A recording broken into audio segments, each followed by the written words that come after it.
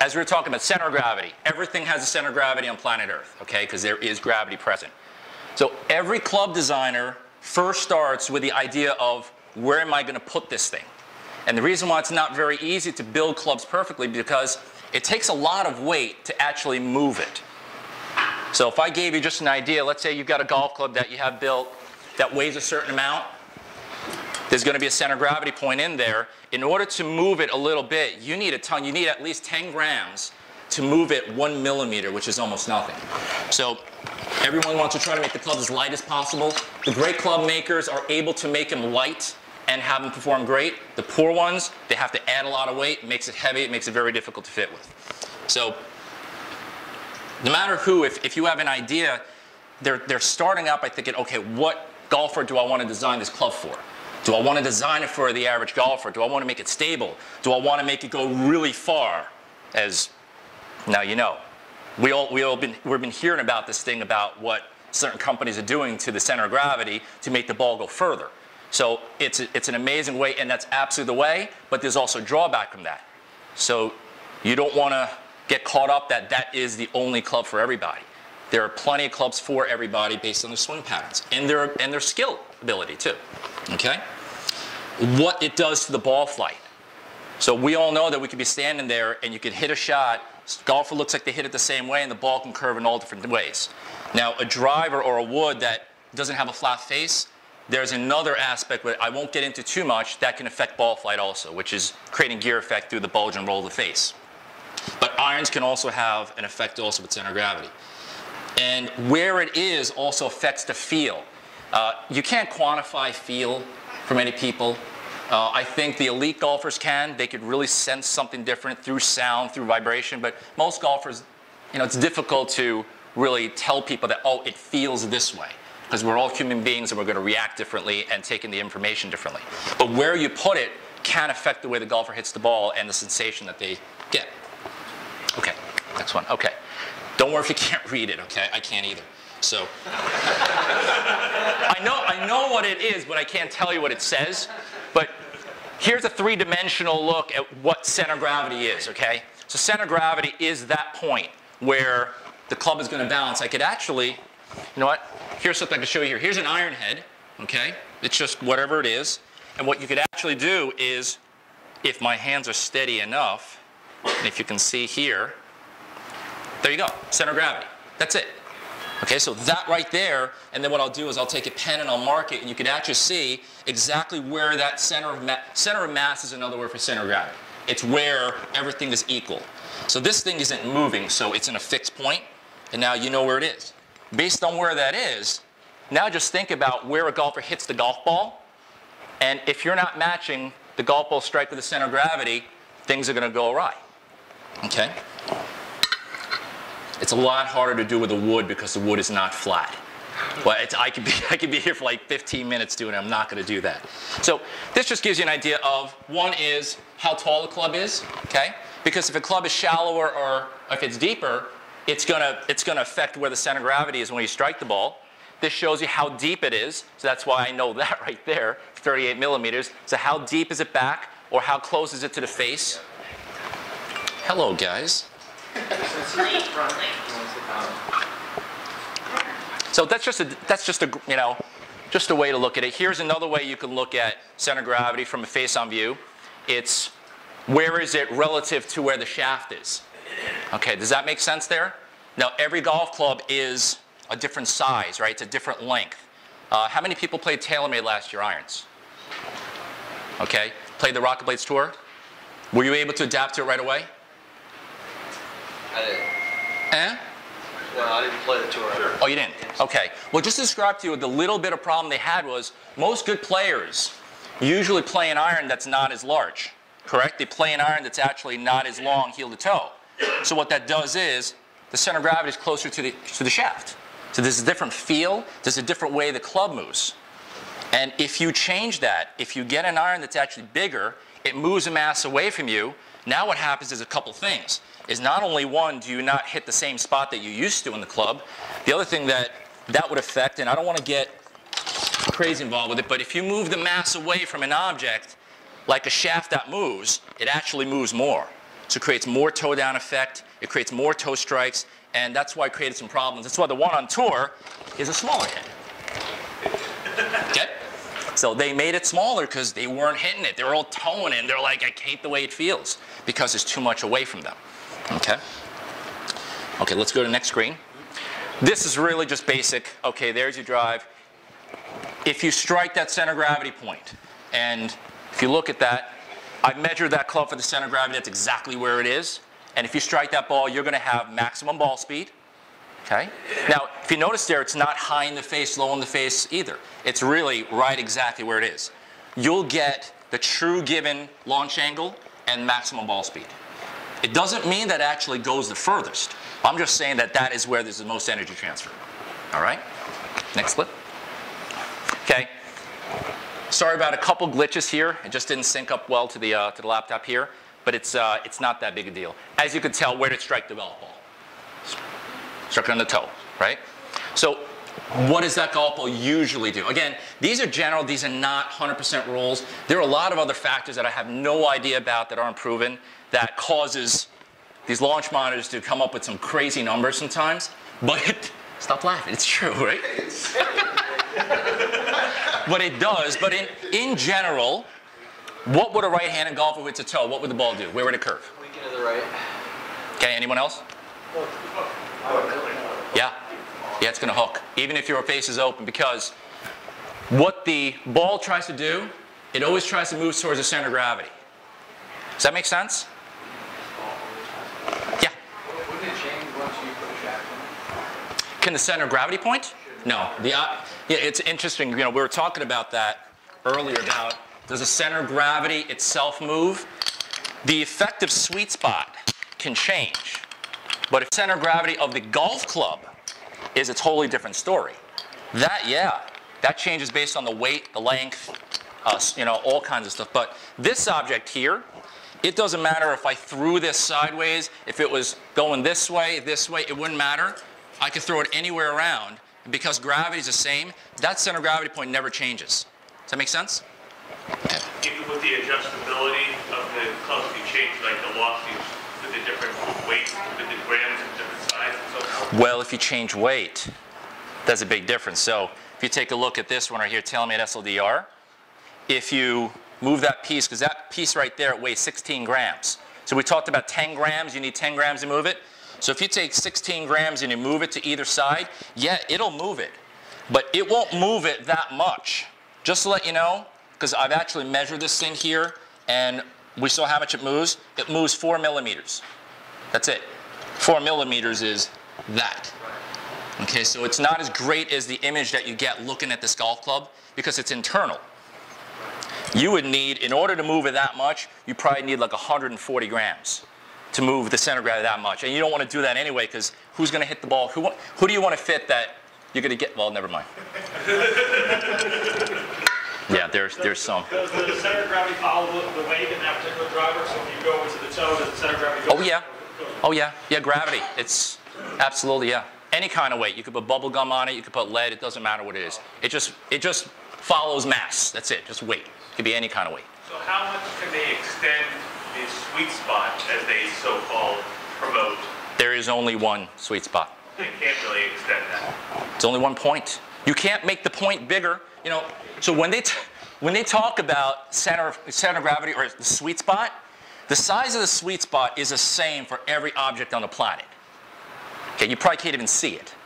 So when they say, oh, our club has a bigger sweet spot, no. It's the same size. It's the same little, tiny little speck. So what are they talking about? They're talking about how much better your misses are. Has nothing to do with the sweet spot. Hey, sweet spot is sweet spot. That's that one center of gravity point where the mass of the ball and the mass of the club meet.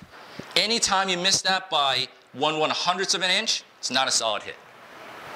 So they're talking more about the stability off this. They're just talking about less energy loss. That's it. So it's just these terminologies that you hear. Our club's got the biggest sweet spot. It's the same size as a tiny little blade. It's just the misses are more stable. It's just that the head doesn't twist as much based on the miss hit. That's all that happens. And then I'll go into some of these clubs that are designed to hit the ball different flights and some that are actually a lot more stable. And I'm sure everybody in here have seen their clubs for their members in certain designs, that they're designed for a certain person. So, heel strike. So we figured out. So if the toe goes, so if you hit the golf ball and it moves towards the center of gravity, which way is that ball going to tend to curve?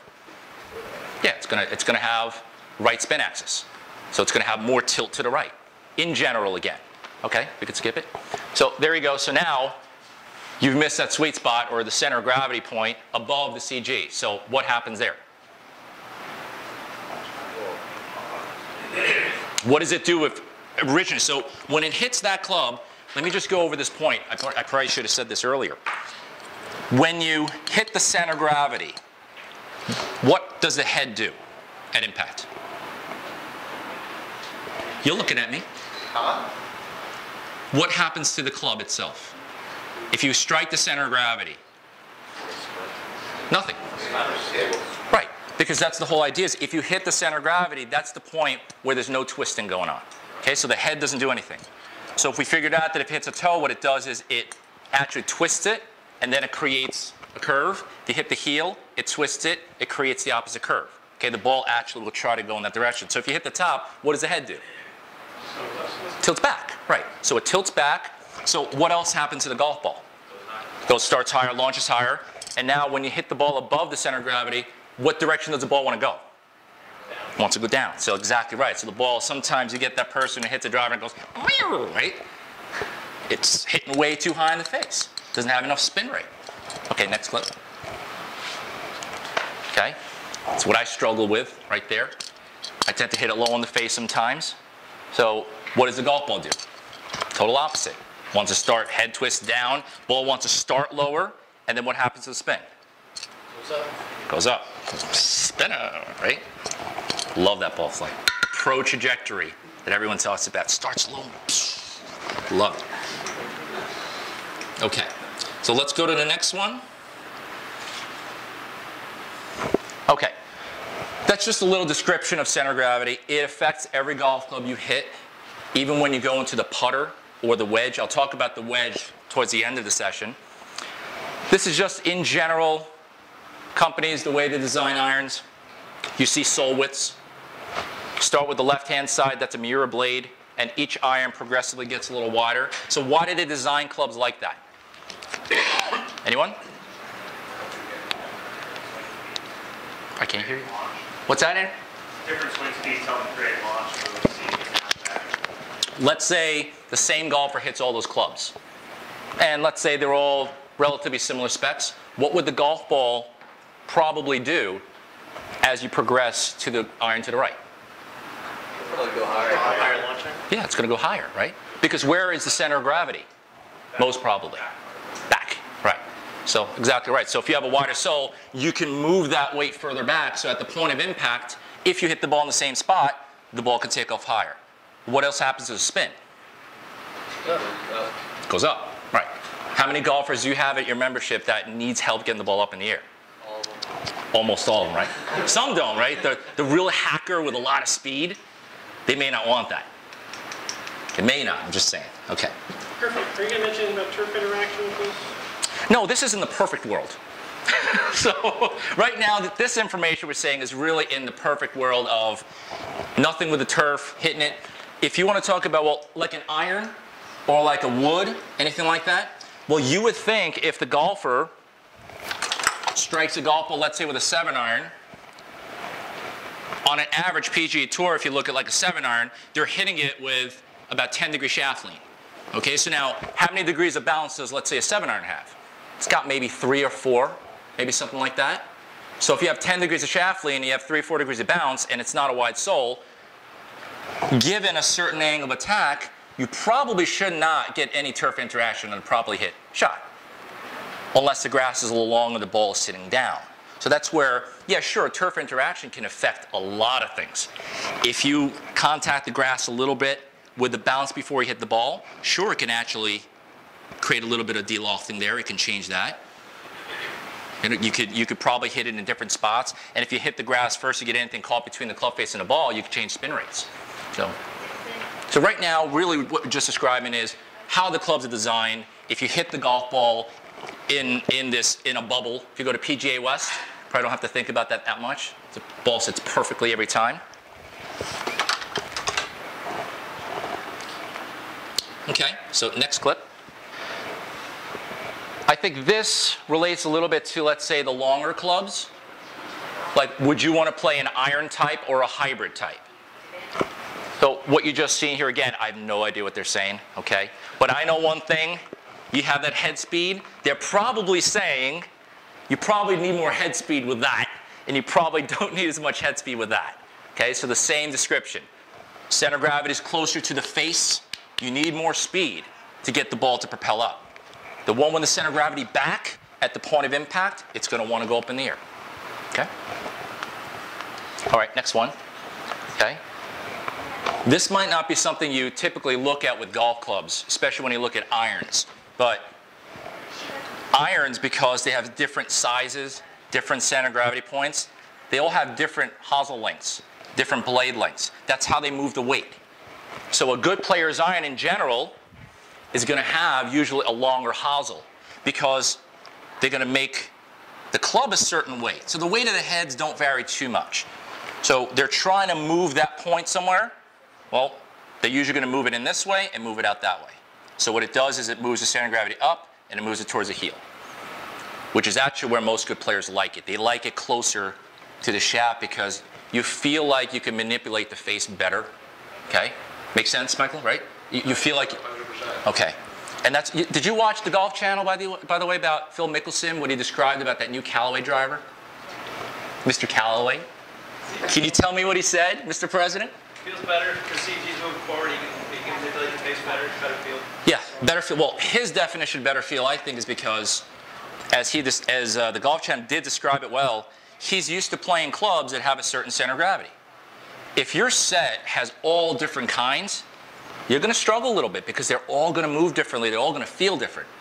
So Mickelson likes to have his irons a certain way. He likes to have his hybrid a certain way, fairways a certain way, and then the driver is totally different. So Callaway, battling with TaylorMade now, he decided they're going to move it way up, try to get the spin down, trying to get the launch up. And because the center of gravity is closer to the face, it feels like, again, it's just feel, can't quantify, feels like you can control the face better. Yeah? So here's a question. With the iron, I would imagine it's probably easier to be more consistent manufacturing. You know, would you say that a lot of times you see a member, I like this driver, I don't like this driver, even with the same shaft, same everything, like when they order it. Is it basically just because there's not as consistent, maybe getting the center of gravity in the same spot on drivers? Or? Well, I think there's more, it varies more with the center of gravity of the woods because you got a lot more space to work with. In iron, you don't have a lot to work with because, you know, if you think about just the depth, that's all you really got. Maybe some of the wide soles you have a little, but the driver, yeah, I mean, you can make this thing absolutely be a low spin monster that's horribly unforgiving, or you can move all that weight back like they used to. Remember that square head with a Nike? Sasquatch? What did you all experience with it when you hit it? Spinny and dead straight. Yeah.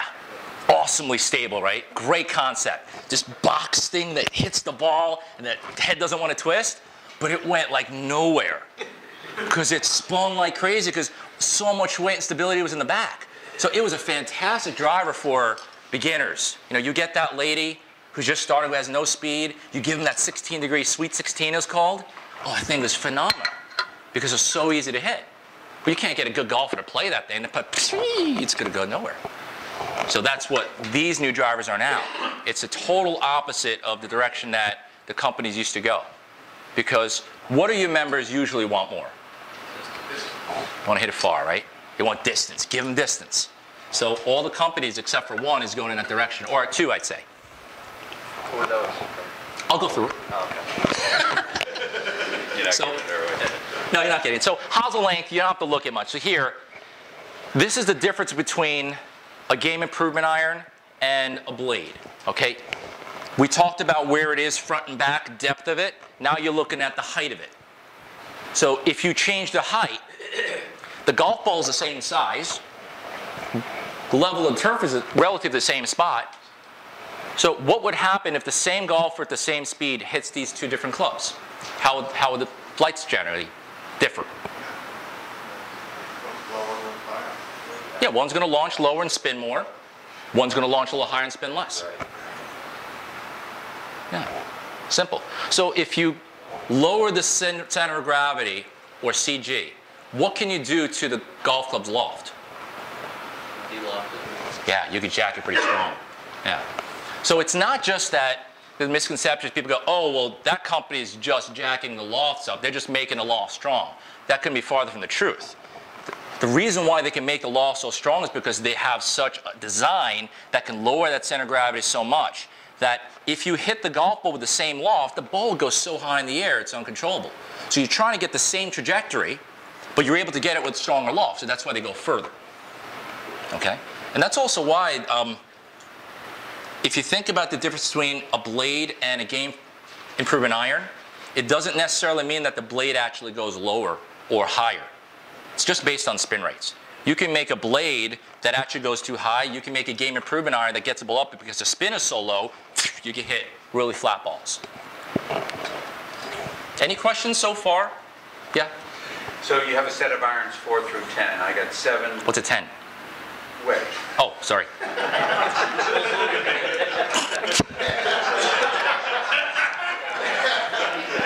They didn't have 10s in my... It actually makes more sense than calling it a pitching wedge. Yes, it does, because what does everybody do?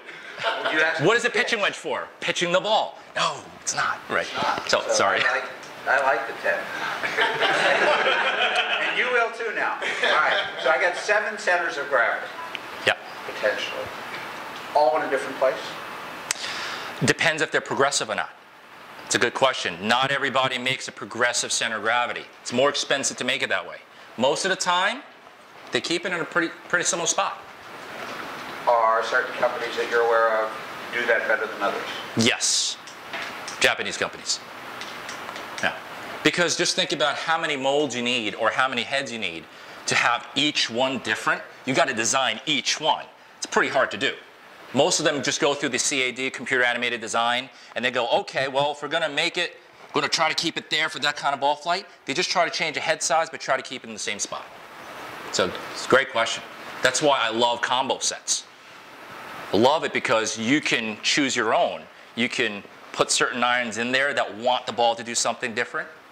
Yeah, Charlie? It's progressive where in the long irons it's high and the short irons low. How's that gonna It would be, well, what do you want the long irons to do? Launch lower or launch higher? be higher? So Right, so you'd lower the center of gravity on the longer ones. are people making progressive CGs? Yeah, yeah. Japanese TaylorMade does. Every single iron, they have more weight towards the heel and lower for the longer clubs, and it's a little higher, more towards the toe for the shorter ones. To offset the hosel lengths too. A lot of those really good makers that are able to do it. What's that? Japanese TaylorMade? Yeah, Japanese TaylorMade. It's called Glore. That's why they're $1,500, $1,800. Yeah. Is it, would it be different, or I should say, would it be different for the manufacturer to control it, I would imagine, with a forged club or with a cast club, or no? Equal? In terms of like the progressive, or no? Yeah. Yeah, well, it's more expensive for cast. You're right, because you have to make the cast, and you have to have all these different casts, and you have to send it to China, and you have to have them make them. Yeah, so it's probably more expensive there. Might be more difficult to control it with forged. Yeah. Who does the best job? Best of. In your opinion, which one of the Japanese companies does the best job of it? Probably the ones we never hear of. The maniacs. There are some people over there that they have a job and they do this as a hobby and they design. That's, any of you know like tour spec golf? Or like you go on the website and you have some of these makers that you look at, you go, what is that? But some of these people are not in it to make money. They're just in it because they love it. Those are the ones that are spending all this money to try to make these like incredible good sets. But in this market, if you talk about irons, Mizuno. Iron-wise, quality-wise, yeah. Because they're the only one that makes them first and finishes in Japan. Now they do the chroming. Everyone has to do the chroming in China because it's illegal to do it in Japan because of the chemicals. So of course China can do it. Are you saying Japanese Mizuno or American Mizuno? American Mizuno too. Same. Yeah. Yeah, quality's great. If you talk about casting, Ping. Best quality. I just go by, and hopefully, you understand this is a totally unbiased You know, being a custom club fitter, being a golf professional, being on staff with some, but I still look at the information is, in my belief, it's got to be right for the certain golfer, and the clubs they're designed for certain people. And you know, there are some clubs that are just designed a certain way. They're just a little better or not.